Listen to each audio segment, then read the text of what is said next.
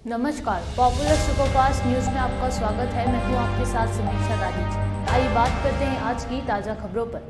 पश्चिम बंगाल की मुख्यमंत्री ममता बनर्जी और दिल्ली के सीएम अरविंद केजरीवाल ने मंगलवार को INDIA गठबंधन की बैठक में अचानक विपक्ष के प्रधानमंत्री पद के उम्मीदवार के रूप में कांग्रेस अध्यक्ष मल्लिकार्जुन खड़गे का नाम प्रस्तावित करके सबको चौंका दिया। उन्होंने सुझाव दिया कि खड़गे PM पद के लिए एक दलित चेहरा हो सकते हैं। 2024 के लोकसभा चुनावों के लिए सीट बंटवारे और प्रचार जैसे मुद्दों पर चर्चा करने के लिए विपक्षी पार्टियों ने दिल्ली में INDIA गठबंधन की चौथी बैठक की। इसमें 28 पार्टियां शामिल हुई। उन्होंने अपनी पार्टी की लाइनें प्रस्तावित की। इस दौरान ममता बनर्जी ने मल्लिकार्जुन खड़गे को गठबंधन का प्रधानमंत्री चेहरा बनाए जाने का प्रस्ताव रखा। दिल्ली के मुख्यमंत्री अरविंद केजरीवाल ने भी इस प्रस्ताव का समर्थन किया। रिपोर्टर्स की माने तो बिहार के मुख्यमंत्री नीतीश कुमार और RJD प्रमुख लालू यादव ने सुझाव से नाराज नजर आए। इतना ही नहीं, दोनों नेता बैठक को बीच में ही छोड़कर चले गए और बैठक के बाद होने वाली प्रेस कॉन्फ्रेंस में भी शामिल नहीं हुए।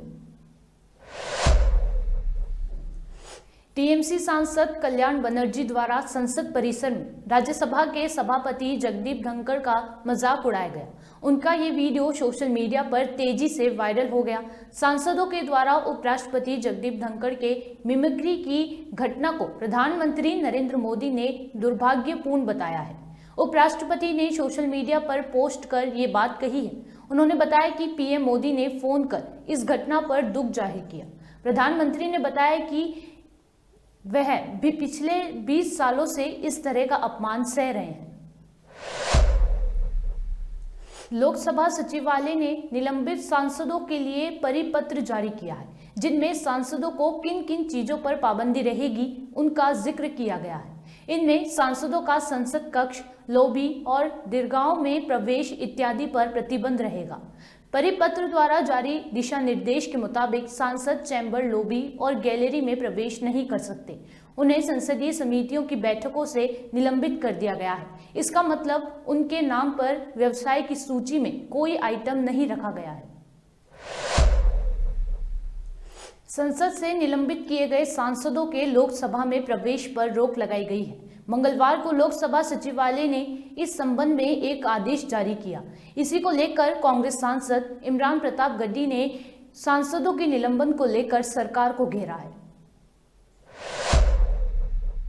वैसा ही पूरा देश चौंका हुआ है कि एक साथ पूरे विपक्ष को बुलडोज कर देना संसद के अंदर, वो भी संसद के अंदर। मांग हमारी क्या है कि सुरक्षा चूक पर गृहमंत्री जी आकर के जवाब दें।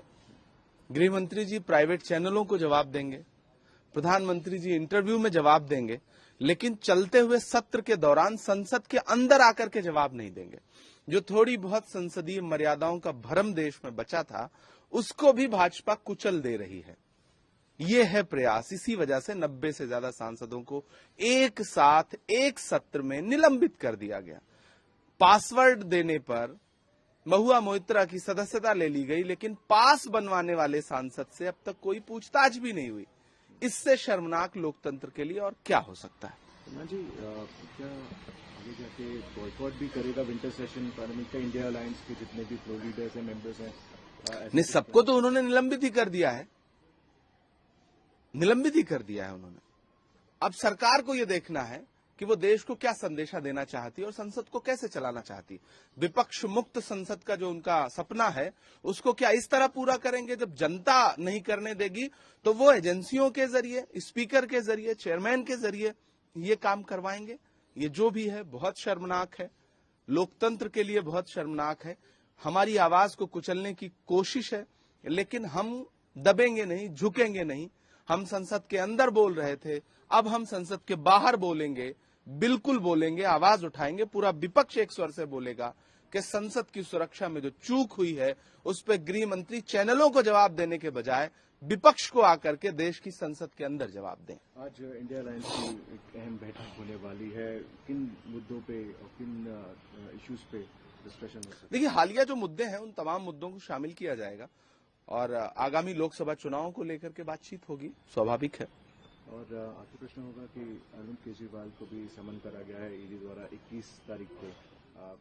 देखिए, जैसे जैसे चुनाव नजदीक आता जाएगा, एजेंसियों का दुरुपयोग बढ़ता जाएगा, पूरे विपक्ष को दबाने की साजिशें बढ़ती जाएंगी।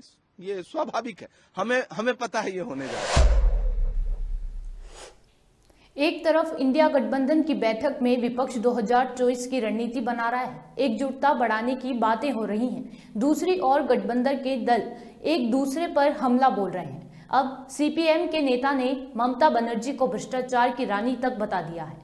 उन्होंने कहा कि ममता बनर्जी को कोई भी पीएम के रूप में नहीं देखता।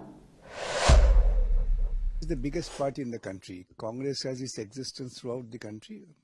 Except Congress, only CPIM has the existence throughout the country. Maybe small in number, but they have their cadres everywhere.